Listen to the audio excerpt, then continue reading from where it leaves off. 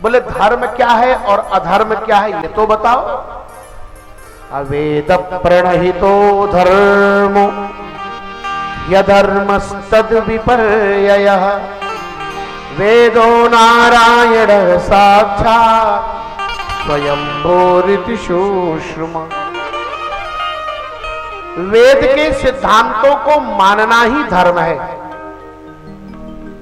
वेद के सिद्धांतों का अनुगमन करना धर्म है और वेद के सिद्धांतों को न मानना वही अधर्म है। बात समझ में आ रही है?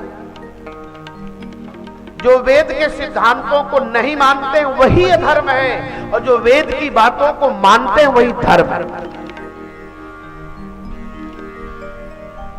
आप लोग नहीं जानते इसके विषय में, हम जानते हैं। क्या जानते हो आप?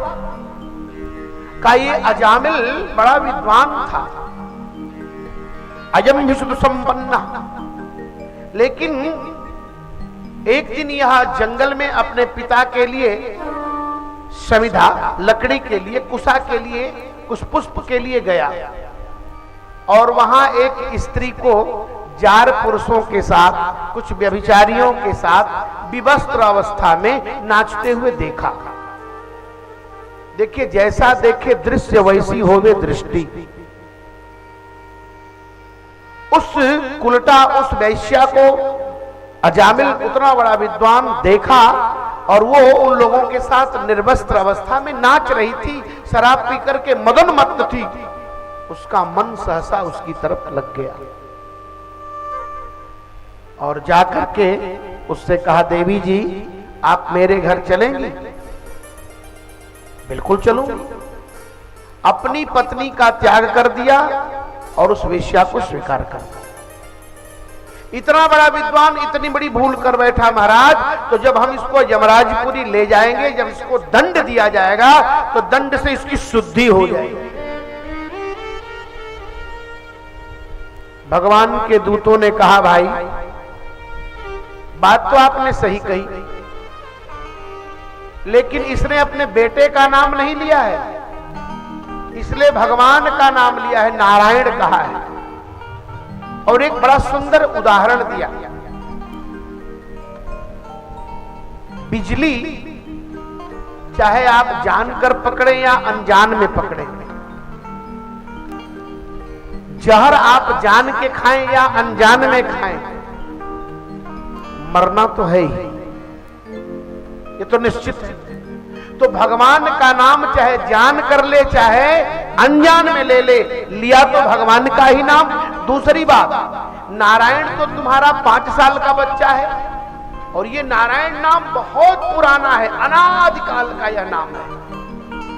इसलिए इस बच्चे के नाम से नारायण नाम की सिद्धता नहीं होगी, ये भगवान के नाम से इस नाम की सिद्धता होगी।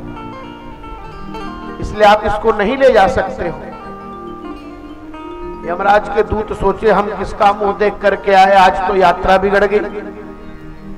अब यमदूतों ने अजामिल को छोड़ दिया और जाकर के धर्मराज जी से कहा, ये अपना काल पास लो, अब हम नौकरी नहीं करेंगे। क्यों? बोले नौकरी क्या करेंगे, आपकी बात कोई मानने वाला है ही नहीं। तो आप बताइए कि इस दुनिया में कितने लोगों का शासन चलता है। अरे भाई हुआ क्या?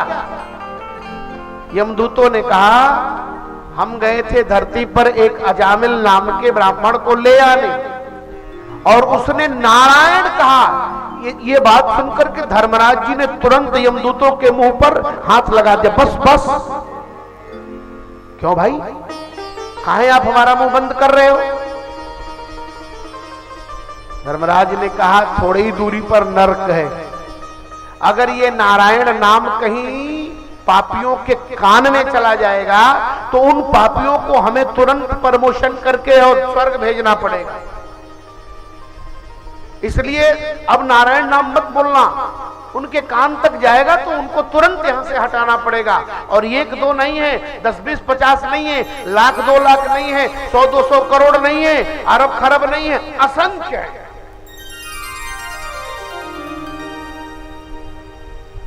तो महाराज आप बताइए हम किनको ले आए और किनको न ले आए? धर्मराज ने कहा 12 लोगों का वीआईपी कोटा है। स्वयंभूर नारदः शंभु कुमार कपिलो मनु प्रहलादो जनको भीष्मो बलिर्वैयासकिल्वयम् द्वादशैते बीजानीमो धर्मं भागवतं भटा गुह्यं विशुद्धं दुर्बोधं यम ज्ञात्वा मृतमश्नुते। 12 लोगों का वीआईपी कोटा है। कौन? बोले स्वयंभू ब्रह्मा जी। ब्रह्मा जी के आदमी को मत ले आने। दूसरे नंबर पर भगवान शंकर, स्वयंभूर नारद, दूसरे नंबर पर नारद जी, तीसरे नंबर पर भगवान शंकर, चौथा सनत कुमार, कपिल देव जी, मनु, प्रहलाद, जनक, भीष्म, राजा बलि और भगवान सुखदेव जी और एक मैं। ये 12 लोग धर्म के रहस्य को जानते हैं। बोले धर्म के रहस्य का लाभ क्या है? बोले यम ज्ञात्वा अमृतम अश्नुते, उसको जानने के बाद अमृत की प्राप्ति हो जाती है और वही अमृत ही प्रेम है। इस दुनिया में 2 ही अमृत है, तीसरा कोई अमृत नहीं है। एक भगवान का नाम अमृत है और एक भगवान की कथा अमृत है। धन्यास्ते कृतनः पिबन्ति सततम श्री राम नामामृतम, और उधर गोपियां कहती है तब कथामृतम।